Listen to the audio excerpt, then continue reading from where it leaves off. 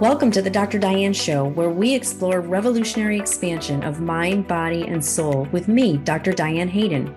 With over 20 years of expertise as a mindset warrior, perspective shifter, and unshakable optimist, I am dedicated to helping you reach your wildest dreams in business, health, performance, and relationships. Learn about the power of thought and how it shapes your life to take risks, change careers, find love, go on adventures, and live passionately with me, Dr. Diane. Get ready for revolutionary ways of thinking, being, and creating an amazing life. The Dr. Diane Show starts now. Hello, everyone. I'm Dr. Diane Hayden, and you are listening to the Dr. Diane Show on Transformation Talk Radio. Stay with us for the next hour, where we will explore revolutionary expansion of mind, body, and soul. Each time on the Dr. Diane Show, we have experts from around the country discussing cutting-edge topics on longevity medicine, natural health, mindset, and soul purpose to help you shift your perspective and become a mindset warrior like me.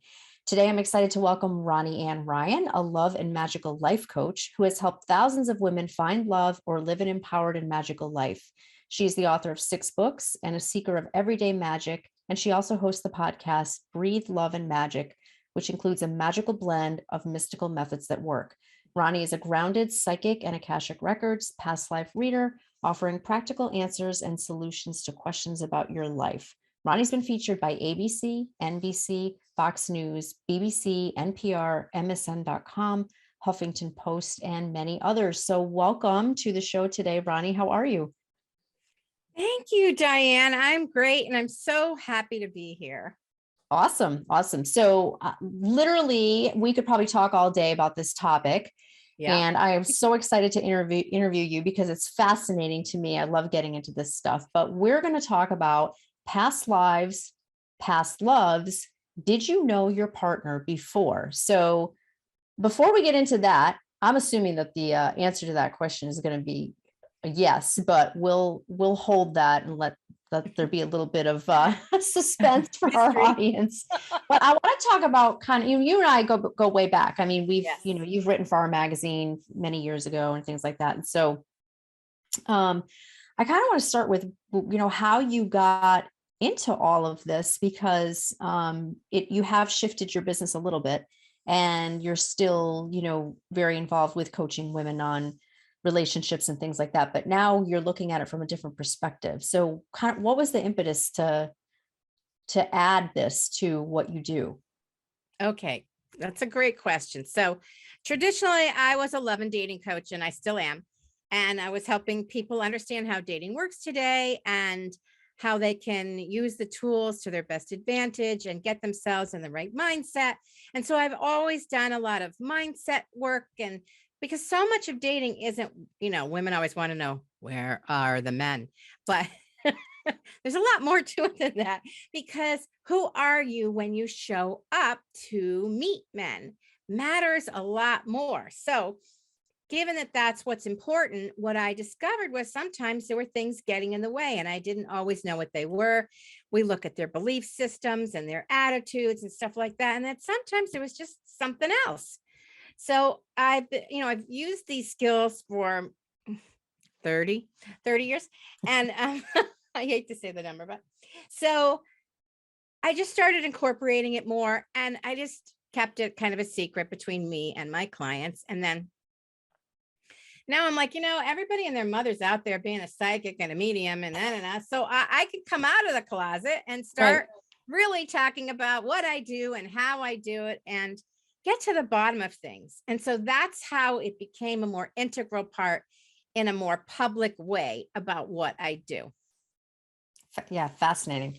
And I'm sure it all plays into all of it. I mean, I believe 100% that, I believe in past lives. So there's that. Yeah. And, but I also do believe that you bring a lot of things with you into this life. Everything, could be things related to physical health issues, but definitely relationships, and not just, your partner relationship. I think relationships with your family and friends and all of that. So this is very interesting to me. So let's start with the Akashic Records, because I think that's where, if I understand correctly, that's where you get the information as to how you determine who and what someone was in a past life, and what relationships they had and who was surrounding them and all that. So for people who are listening who've never heard of the Akashic Records, just give us like a brief introduction to what that is and how you access it and work with it. Sure. So Christianity, Judaism, and the Muslim faith all have the same original Old Testament. And in the Old Testament, they talk about the book of life. The book of life is supposedly where God keeps track of all your deeds so that they go over that before, when you die and you pass on and you want to go to heaven, they're going to check out all your good deeds to see if they'll let you in or not. So we also know that it's part of Buddhism. Certainly, they absolutely believe in reincarnation, and Jainism and Sikhism. There, like a lot of religions, have this idea that you come back again, and that things are written down somewhere. So the Akashic Record, you can think of it as just this, gigantic library where there's a book all about you. So it's about this life, but it's about all of your past lives, and it's about your future potential. So your present's in there, your past is in there, and your future potential is in there. It's really not the best predictive tool. I don't really recommend it for that, but sometimes you can get some idea about the energies of where you're going or what's for your highest good, what's your soul working on, that kind of thing. So that's what the Akashic Records are. It's just a record of what you've been up to through your lifetimes. Mm-hmm. And how do you access that? Can anyone do it, or do you work with a practitioner? Oh, no. Anyone really could do it once you learn how to do it. Mm-hmm. So there are plenty of systems which you can, sign up and take the systems and learn how to do that for yourself.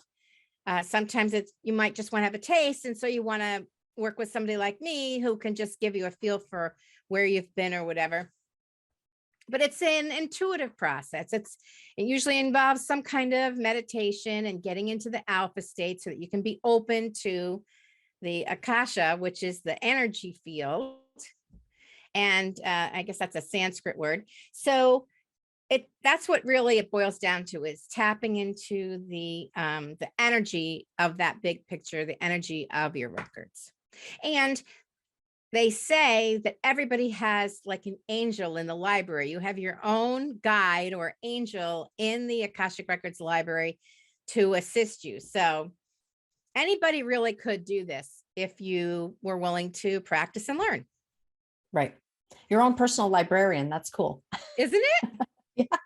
Yeah. So the $1 million question is it true?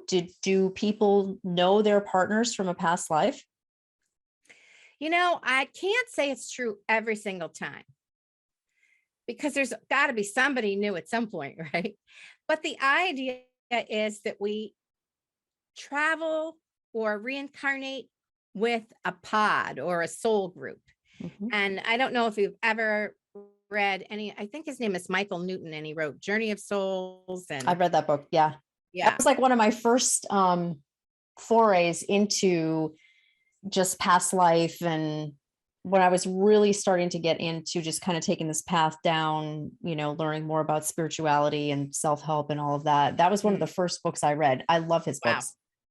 Yeah. What's really amazing about his books is he hypnotizes people to talk about their lives between their incarnations on Earth.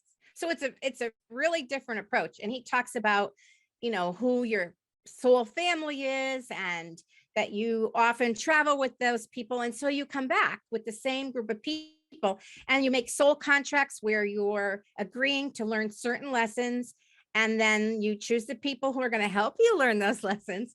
So sometimes your worst enemy in life is actually somebody that's from your soul pod who has agreed to be the, bad guy in this life so you could learn whatever it is that you needed to learn. But the same thing is true for your relationship. So like doing my own past lives, I saw my brother as my husband one time. So, we've been in many different relationships in many different genders and roles, and it's all role reversal, all kinds of opportunities like that, where you get the most chances to learn, understand, and get the different viewpoints of what's happening. Yeah, that makes total sense. And I think if you think about some of your relationships, you'll see where you could easily have been in a different role in a past life. For example, my role with my mother in this lifetime, I have always felt like I'm the mother and she's the child. There you go. And I guarantee, now I haven't looked into the records or had anyone, I mean, I've had mine read, but this didn't happen to come up, but I could just tell by the energy that we had to have been in that role, because it's almost like I just slipped back into it naturally, kind of. And she's very I don't know if needy is the right word, but like she always seemed to be more like a friend to me when I was growing up than my mother. We lived with my grandmother, and my grandmother was more like my mother. And so maybe that was the case too. Like maybe my mother and I were sisters or something in a past life. Grandmother was like, there's all these ideas you can come up with for sure. Sure. But it could be right. A lot of times your instincts are right on the money. Mm-hmm. Yep, definitely. So one of the things I wanted to ask you is, I just gave this example, but how are ways that you can tell specifically if you knew your partner in a past life? What are some of the clues? Okay. There are a lot of clues about your past lives. And in particular, about a partner, it could be that you have some similarities. So for example, maybe you both really want to travel to the same country, or when you got to that country, you both really related to it. Chances were you were there together before, or you have very similar interests in politics or cuisine or hobbies, that kind of thing. Another sign could be that the minute you met, you felt like you knew each other already. Like there was something so familiar that you just can't put your finger on. And, or you felt a certain amount of automatic comfort that just doesn't make sense for the amount of time that you've known somebody. And that's something that happened for my husband and I. Like on day 3, I just thought, wow, this is so comfortable and easy, so I started having the inklings then that maybe I knew him before. Yeah, I would say the familiarity, I think, and the comfortableness. That's definitely, I have had that in other relationships, but absolutely, probably the most, the one that I felt it the most was the relationship I'm in right now. And yeah, and like as soon as I met Chris, it was like, oh my God, I know this guy from, I mean, and we did have all this stuff in common, and we almost seemed like we were there was like an energy that was very similar, like almost like we were the same person, kind of. We came from the same soul group. Yeah, like it was very interesting. And not to say that the relationship's always perfect. No, it's not. I would have to say it's been the most challenging one, even though it's also, the most comfortable one. But I think that's because we were in a past life and we did agree to come here and meet again and work, do something together or work through something. Sure. It's interesting because some people tell that story where they're so in sync and they feel like, that's where the whole soulmate twin flame kind of thing comes into play.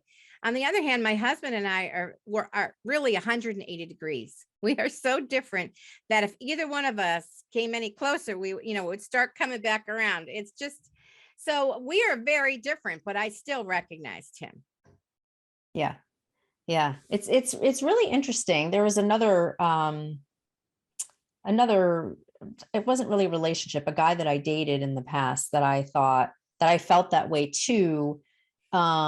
We actually never ended up having a serious relationship. We had dated off and on, and he was always in different locations and I was in different locations. But yeah, it was always interesting to me just to have that feeling about somebody, right? And I think I felt that way about girlfriends too. Like, oh Oh, my gosh, I feel like I just met this woman. I feel like I've known her forever.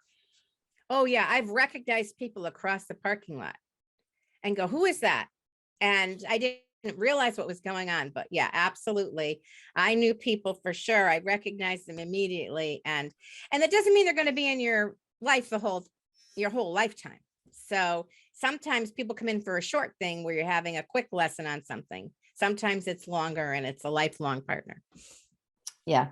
Yeah, that's interesting and good to point out too, because sometimes I think we get really caught up in time and, Hmm. unless it was like this big long relationship, it wasn't important. And that's not necessarily the case. It could be a short period of time, but a very impactful lesson for sure. Absolutely. So, Yep. well, we are going to take a quick break. You're listening to the Dr. Diane Show with me, Dr. Diane Hayden. When we come back, we'll explore more with Ronnie Ann Ryan, love and magical life coach. Stay tuned. We'll be right back.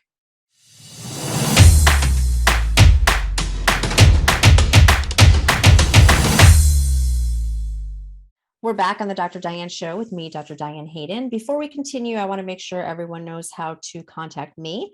You can find me at www.drdianehayden.com or at either of my two publications, www.naturalnutmeg.com and www.essentialnaples.com. And if you want more info on Ronnie Ann Ryan, our guest for today, her website is www.nevertoolate.biz. And Ronnie's offering her free book, 7 Ways Your Past Lives Affect Your Love Life Now. Go to www.7, the number 7, pastlives.com, and you can get her free book. So welcome back, Ronnie. Thank you. Like I said, this is just fascinating to me. I could talk about relationships and past lives all day long. Me too. So we were talking about, what are some of the clues? How do you recognize if someone who's in your life now, whether it's a partner or even a friend, was in a past life? I had a couple other questions that came up while we were talking about this. So do you think that are you only past life lovers if you have a really good relationship in this life? Oh, no, not at all. I mean, it could be that that's the case. And sometimes you come in and relationship isn't really your big issue. So you have a relationship and it kind of goes along smoothly, but career is your big issue, or health is your big issue, or money or something else. But it could be a really difficult relationship that you're still learning. I mean, we are here on earth supposedly to learn, to raise our vibration and frequency and to grow spiritually and develop our souls. So relationship is a great way to do that, right? And you have to negotiate with people and learn to get along and or learn to speak up for yourself and ask for what you want. And so sometimes the most difficult relationships are still from the past with somebody who that you're working something out. They people talk about karma and karma. I don't think of karma as punishment. I don't think that's necessarily an appropriate way to look at it. It's more of what are your lessons? What are you here to learn? What can you work out, work through, and have a better understanding or command of so that you can move on to learn something else. So being in relationship with somebody you're not getting along with gives you a chance to learn how to negotiate, learn how to, work your way around situations, or learn how to stand up for yourself and walk away if that's what's necessary. Mm-hmm. Yeah. Yeah. I find it very interesting. I think a lot of people, I had this mindset for a long time up until this relationship. So I think I've maybe figured it out because I'm still in the relationship. I didn't end it, but I used to think that if a relationship had a lot of problems, a lot of troubles, if you're always arguing or whatever, if there seemed to be a lot of like, I don't know, just issues that would come up or whatnot, it meant that you were not with the right person.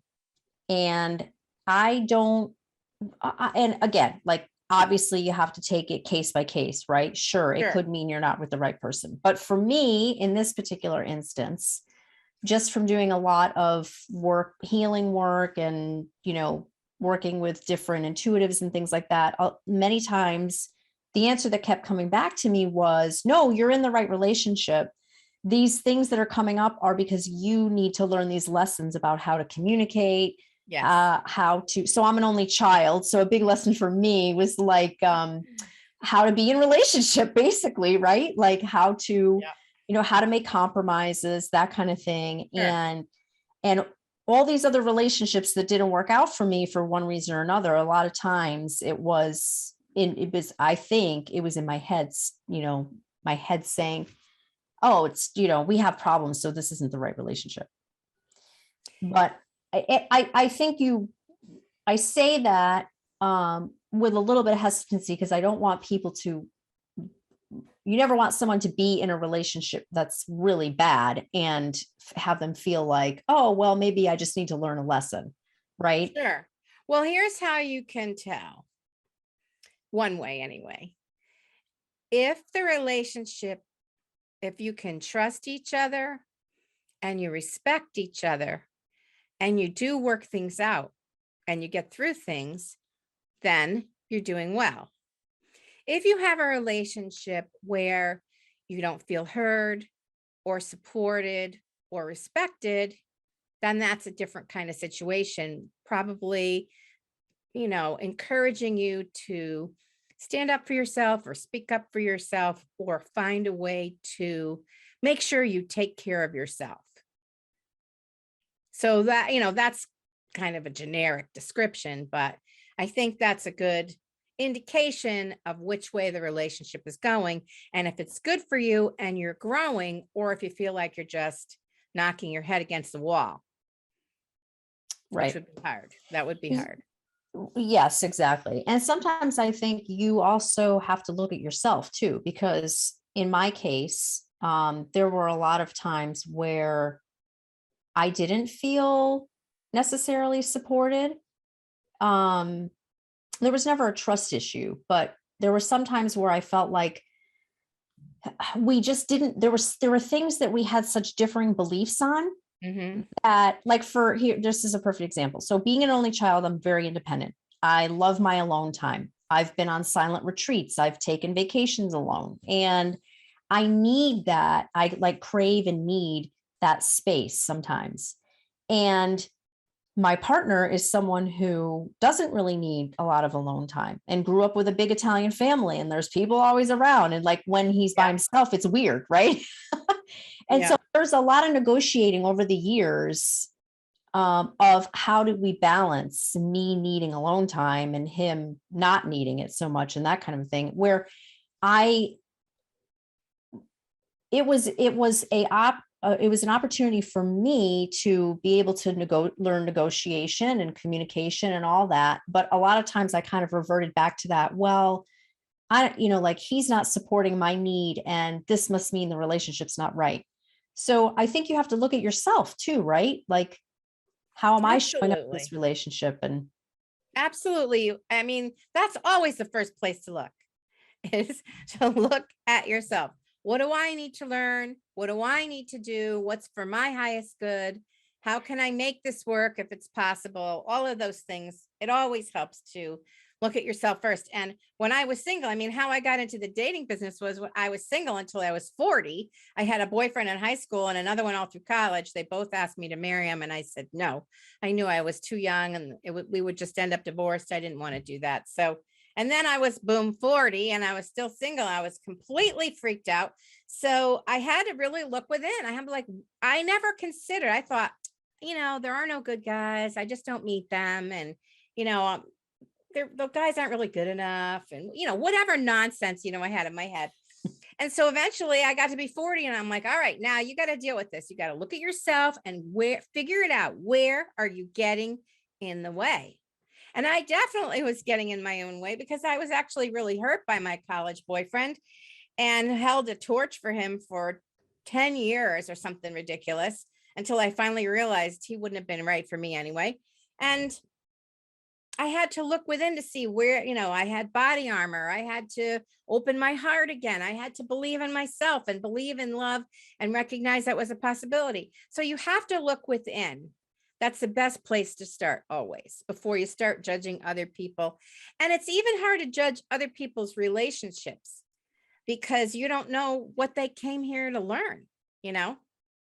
True. So Oh, that's a big one with women for sure. We're always judging our friends' relationships, yeah, right? Like that guy's not good enough for her. yeah, Or whatever. And you're absolutely right, right? That's a good point to keep in mind, is that we have no idea what their agreement, their soul contracts are, or their right, agreements, or what they came here to learn. And maybe, it's tough when you see a friend keep going from the same kind of relationship to the next in one way, shape, or form, and it never works out. But who knows? Like, who am I to say what she's supposed to be here to learn?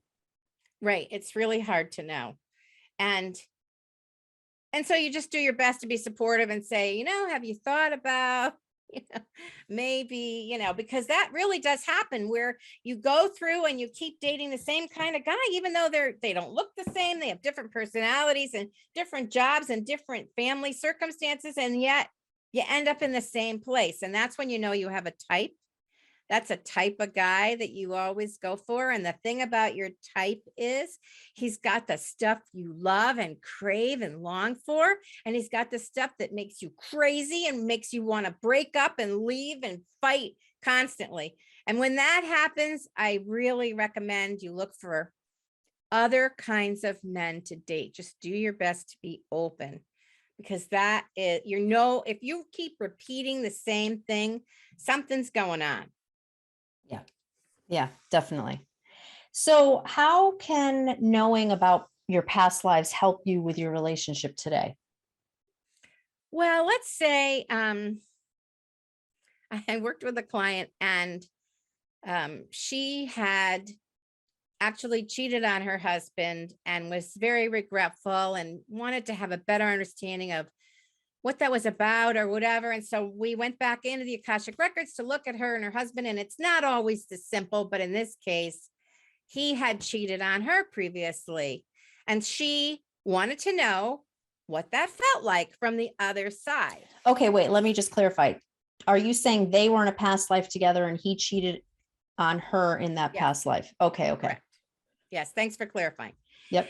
So this time around, she wanted to know what was it like to be on the other side, not the receiving end, but The on giving. the creating, but on the creating of the cheating end. And that's what she learned about herself. And as a result, it gave her some insight to forgive, forgive herself, forgive her husband from the past, forgive their situation now. It helped her look within, see where she contributed to the problem, and also to forgive both sides. So it was very healing for her to go through that, to understand, where did that come from? What was the root? Yeah, that's fascinating. Wow. And I have that another makes, one. Go yeah, ahead. tell us, tell us. Yeah, so I had another woman who was a physician, and she was in her late 40s and she was still single, and she was very independent, but she really, really wanted to find somebody and have a relationship, and she struggled. She worked a lot and she was very independent. So we went back to look, and she had had a lot of lives where she had a lot of children or a lot of responsibilities for other people, had to take care of a lot of people, or was very unsupported with whatever it was that she had to do. And she just had many lives where she felt put upon, taken advantage of, and that kind of thing. So she came here in this life to find out what it was like to not have all those responsibilities, which created that, strong desire for independence, and then made it difficult because she couldn't figure out how to balance the idea of being independent and being married and having children. And so what we figured out for her was that being past the childbearing age, she had let that go.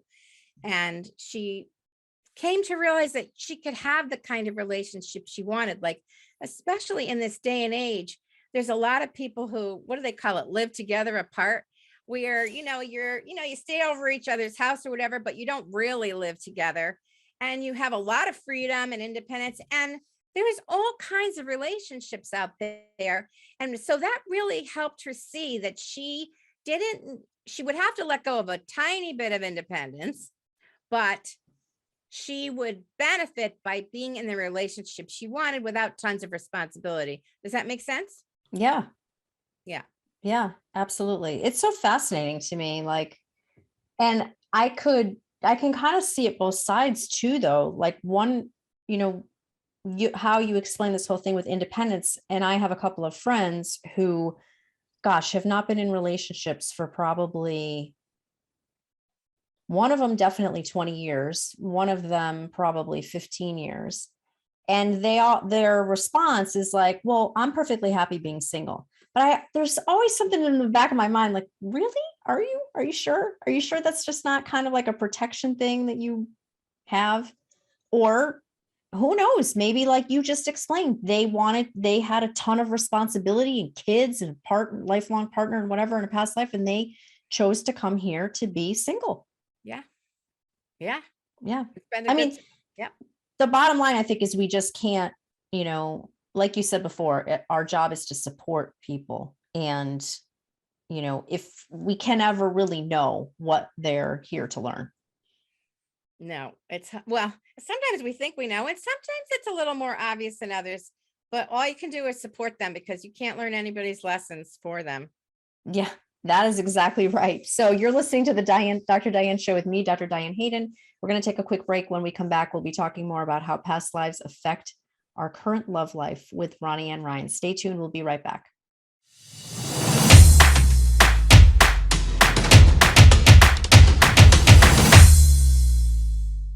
Hey, we're back on the Dr. Diane show with me, Dr. Diane Hayden. I am talking today with Ronnie Ann Ryan, love and magical life coach. You can find more about her at her website, www.nevertoolate.biz. And also she is offering a free book if you go to her website, www.7pastlives.com. You can pick up her free book, 7 Ways Your Past Lives Affect Your Love Life Now. So welcome back, Ronnie. Thank you. Fascinating stuff. I love it. During the break, you and I were talking about some of my friends who've been single for years. And I think, yes, part of it might be that maybe that is their soul contract to come here and be single in this lifetime. Also, I think sometimes you can just get into this routine of, when you're on your own and, you have a really full life, you've got a career that you love, you've got family, you've got friends.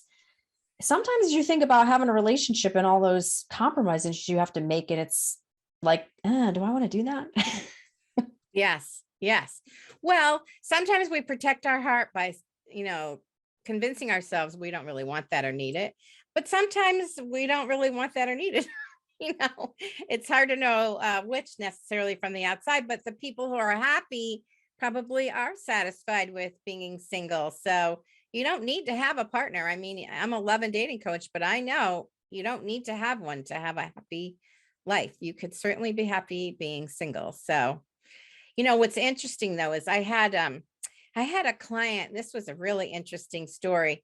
She had been engaged when she was 19, and the families really wanted them to be together, but she never felt good around him. And eventually she felt too much pressure, whatever, and she broke it off. So now she's working with me in her 50s, and she's a litigator. So she's, pretty intense. She can work her way around a situation for sure. So she's been blaming herself. I shouldn't have done that. I should have married him. And, he's wealthy and he has an airplane and then, and I said, why are you doing that to yourself? Let's look at that. So we looked back and it was so interesting. We found out that she had been somewhere in the Middle East, and he was like a Shah, or, somebody big, maybe of some level of royalty. And she was in the harem and was so mad. She did not want to be in that harem to, a life of sitting around the palace or whatever. It just infuriated her. And so she, in a way, recognized him in this life and didn't want to be his, in a way, slave again. She didn't want that kind of relationship. And he was very controlling. And at 19, it's hard to spot these things No, and but she did. understand. Wow. But she did. So I said to her, Yeah. you have to stop beating yourself up for a wise decision you made at 19 and let that go so that you can open your heart again and stop beating yourself up. So, yeah, you just never know. It's really on a case by case basis. Yeah. Yeah. It's so fascinating. I mean, and I really, we were talking about the question before, how can knowing about your past lives help you with your relationships today? I think there's invaluable information that you can get. I mean, Yeah. we should all have our records done for sure.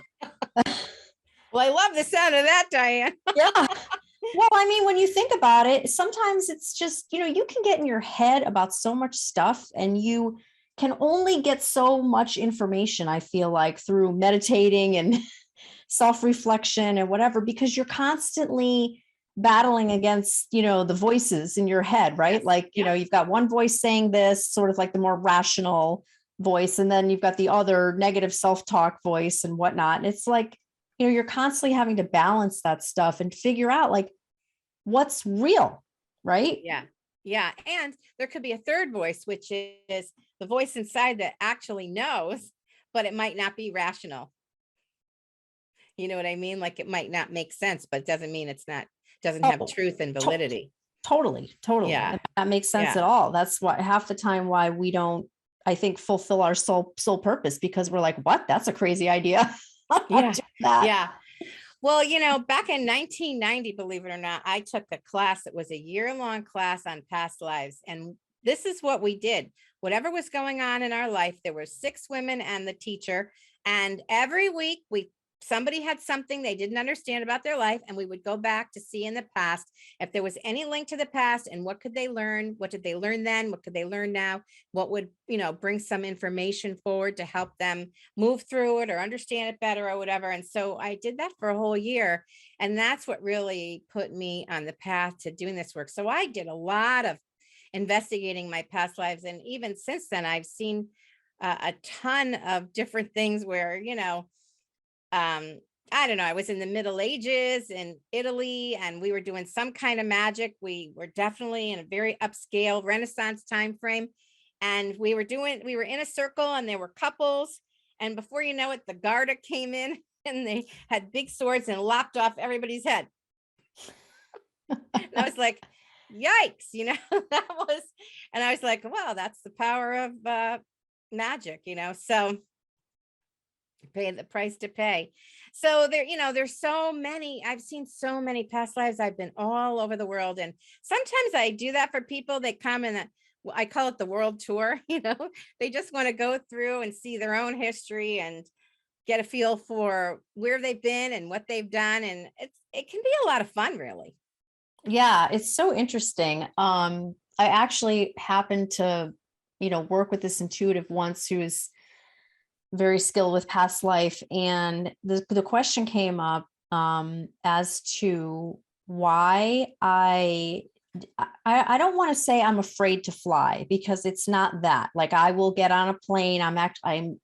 I'm super excited about like booking trips and traveling and doing all that.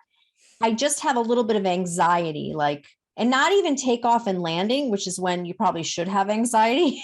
My anxiety is like in the middle part of the flight, when there's like turbulence and stuff like that, like the plane's going to fall out of the air. And so what she said to me was, oh, I know why you have that. Because I'd never had a bad experience on a plane. Like, there was no reason for me really to be anxious about it. So she's like, oh, first of all, you were a male in most of your past lives, and you were in the military, and you died in 3 different plane crashes. Oh God. There you go. Like, that explains it. It sure does. Yeah. And it was just fascinating, the things, like what she went on to say and kind of the different, scenarios and whatnot. And it is interesting because how people say there's a fine line between fear and excitement, right? Yes. And you have to kind of figure out am I really afraid or am I just like amped up because I'm excited? I love takeoff. Like I love it. I wish I could be in the cockpit. Like I'm like, yes, let's go put the pedal to the metal and get down this runway and then taking off and like that feeling and then being able to see everything. Oh my God, it's amazing. Like to me, it is just, I'm in awe that this gigantic piece of machinery can actually get off the ground.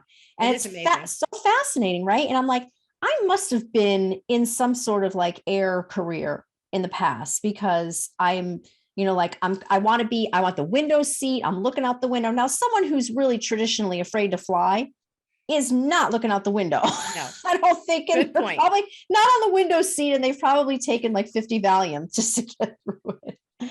So yeah, it's just so interesting to just, when you really think about, okay, why do I have these certain fears or feelings, or who am I attracted to? Like what happened in another lifetime to kind of create all that, which leads, go ahead. I have a really good story about that. So I worked for a little while at psychic fairs in the 90s, and I did past life readings at psychic fairs, and this woman sat down and they had to hand a piece of paper with their name on it. So I could see her last name was Japanese. So she was young, maybe 24, 25. And she said, I want to know about my most recent incarnation. What was the most recent one? And so I looked and I said, you were at Pearl Harbor and you were an American Navy guy on a boat that got bombed and it sank in Pearl Harbor. So and I thought that was amazing because the idea that her spirit came back to understand the Japanese culture and live a Japanese life as a woman just kind of blew me away, Right. So then she said, well, I'm terrified of drowning. And I'm like, yeah, well, you did drown, and then she goes, well, I'm also terrified of fireworks. Yeah. Again, that makes sense. So she had all these mysteries that got cleared up with one request. I'm not going to tell you she got over it all right away, but at least she had an understanding of where did all this stuff come from, because she couldn't understand it for the life of her. And you can understand why, but so that's what happened for her. So that was a wild story.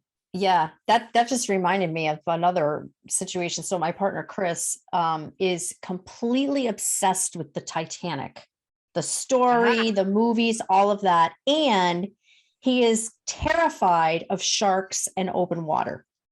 I'm like, you were on the Titanic. Absolutely. Yeah, it totally makes sense. And even if it wasn't the Titanic, it could have been the Lusitania or, whatever it is. It's like, there's enough big ships that have gone down, so, and it very well could be the Titanic. You're absolutely right. So, some people, a lot of people have a lot of rules around, well, you usually have 200 years before you reincarnate and whatever. And I'm like, I don't know who made up that rule, but there are people now who are saying, oh, you have 12 lives going on simultaneously at the same time. And I'm like, that's like too much for my brain. I don't know about yours. Well, that's when someone tells you have a doppelganger, right? It's like, it actually was you living somewhere else. Yeah. Well, who knows? I mean, I don't know. If there is no such thing as time, then you could see how there could be all this overlap or whatever. So I haven't investigated that. I'm in my own little corner still. But so one thing I wanted to clarify, how is past life regression different than a past life reading with the Akashic Records? Okay, that's a great question. So with regression, you're going to go back and see it yourself, probably through hypnosis. Now, you don't need to be hypnotized to do it, because I did it for a year without ever being hypnotized in a group setting. And there's a lot of energy in a group, so that it helps you connect to that intuitive energy more easily. But you don't even need that. They have things on YouTube, which you could listen to. So when you're doing past life regression, someone is leading you through a process so that you yourself see the life. And one thing that's different about how I do it versus what other people do is I'm very solution focused. So people come to me and they want to know about their past life, and we could do the world tour, or we could look at something specific that's going on now that we want to go back. Like we have talked about these love situations, but it could be anything, money, career, whatever. Go back and understand something from the past about why that's happening now. So I don't get into the year you were born. I can tell you approximately, or the year you died, or how you died, or how you were born. I don't do all that detail. And a lot of times there are people who do that. Instead, what I do is I'm solution based. So if you have an issue, I want to find an answer. And we're going to go look for the root cause so you can understand what happened, what did I learn, and what can I do about it? I like to be very practical about, even though I'm doing psychic work, I want to make it useful and practical. And that's why I say it's solution based. I like that. I think, unless you have a reason, like something, some trauma that you're trying to heal, then I think it might be important, I guess, to not necessarily have to get into so many of the details and that kind of thing. But when you are ready to act, like what you're saying, you want to understand this because you want to make a change, or you want to make something better, or, you want to work on something in a relationship. Then I think it doesn't matter, like you said, what the date was, what, where you were, all that stuff. Really, it's okay. What was the lesson, and why did I bring it into this life, and what am I going to do with that? Exactly. And that's what I help people do. That is my purpose. And you can probably do that through regression as well. You just have to find somebody who's doing regression. And there's even past life regression therapists who focus on doing that. So there's a lot of help out there.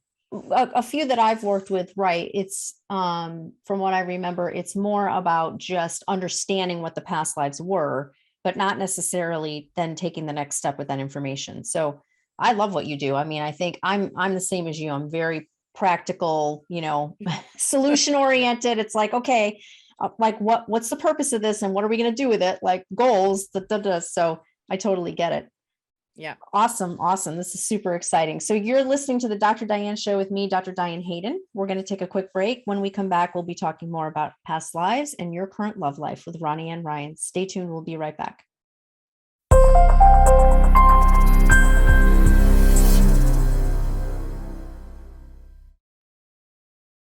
We're back on the Dr. Diane Show with me, Dr. Diane Hayden. I'm talking today to Ronnie Ann Ryan, love and magical life coach. You definitely want to check out her free book, 7 Ways Your Past Lives Affect Your Love Life Now. And you can get that at www.7pastlives.com.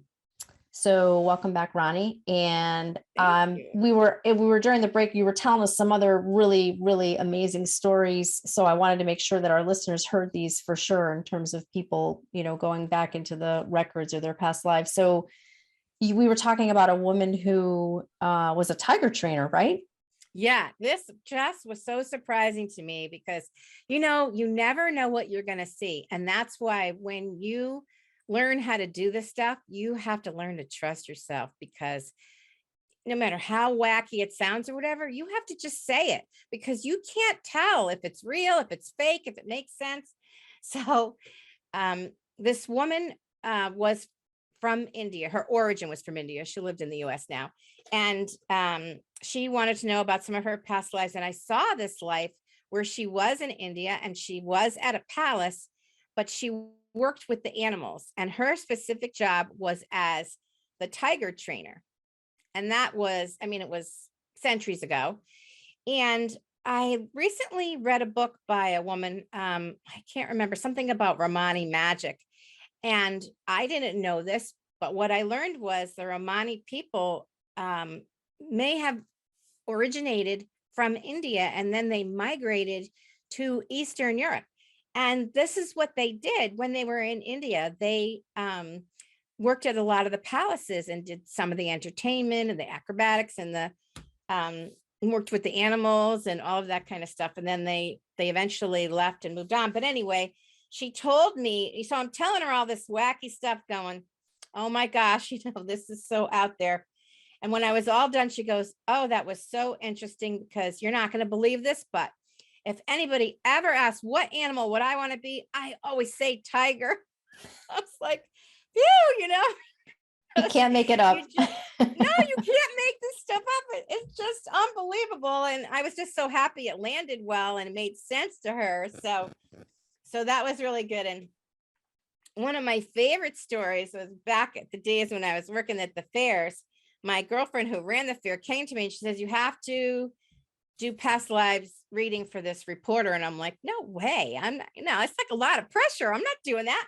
And she said, no, you have to. And she just kept, there was no saying no. I'm like, okay. So he comes over, and he came over with his wife. And, it's just a local paper, but still I was, my heart was pounding.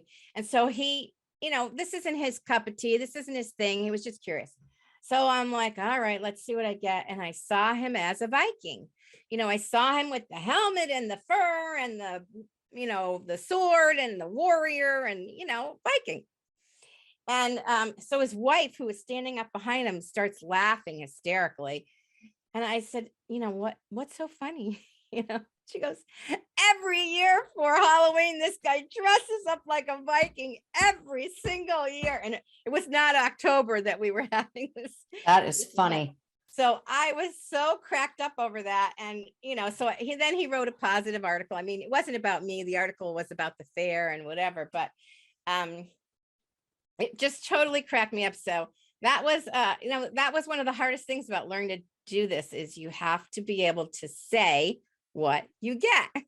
Right. Yeah. And there's no coincidences. I mean, right. It to me, it just makes sense. It's like, there has to be some reason why we have this affinity for something, like, sure. Like where did it come from? And it's just, I mean, I guess obviously you have to have the faith and you have to believe in, past lives in the first place to even go there with any of this stuff. And in my mind, the reason I believe it is because I can't believe we just come here once. Like, to me, it just seems like, what? That's got to be a huge waste. I mean, we come here, we get one shot. Are you kidding me? Yeah. And half of us don't even know that we have one, that we're even supposed to be here doing anything like a purpose. So then you get 0 shots. It's just like, there's no way. The universe is too, it's like thinking we're the only life form. Right. Like when people say, I don't believe in aliens or other life forms. I mean, I don't care what they are. It's not like they have to look like, they depict in Hollywood, these little green guys, but there has to be other life out there. I mean, come on, really? Like, there's just no way this is the only planet in the only universe. There's just no way. No, so to me, it's too vast. It's too vast for us not to have multiple lives. Yeah. And a lot of what's going on now, what I keep hearing about is starseed, which is, that you're really not from here. You're from someplace else and you decided, hey, let's mix it up and try Earth.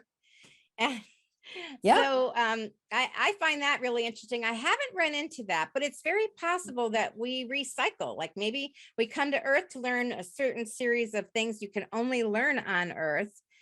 And then you go to other places and other planets when you need to learn other things, that are probably more ethereal. Like Earth is very grounded, Like how to fly a spaceship. Like how to fly a spaceship, or how to fly without a spaceship. Or I was just going to say, move things with your mind and all of that. I mean, although I think that I'll really go out on a limb here. I think in our lifetimes, we might be able to figure out how to do that. Like, I really think the consciousness level is raising so much now that we're going to realize how much power we each individually have within us. And we're going to be able to manifest faster and, just use our consciousness in better ways. Have you heard of the book? I think it's called Real Magic by Dean Rabin. I wish it wasn't sitting downstairs right now, because I would pick it up and show you. I'm literally reading that book right now. Yeah. Well, what he proves is that it's already here, what you're talking about. He did all kinds of research and borrowed other people's research and put it all together to say, don't kid yourself.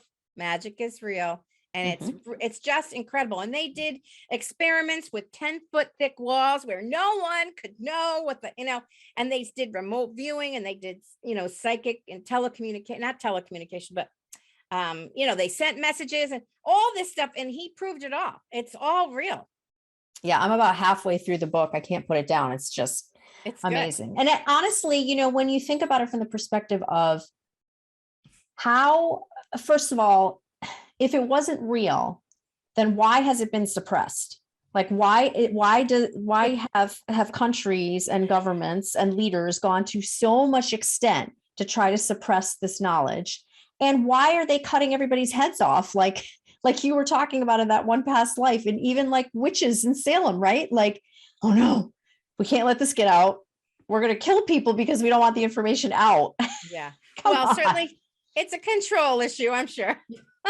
Totally. Yeah, because you're like, all right, we won't be able to control that, so let's just put a kibosh on it right now. Exactly. Awesome. Well, I hope everybody hops over to your website. Again, it's www.nevertoolate.biz, and also grabs your free book, 7 Ways Your Past Lives Affect Your Love Life Now, www.7, that's the number 7, pastlives.com. And I want to thank you for being on the show with us.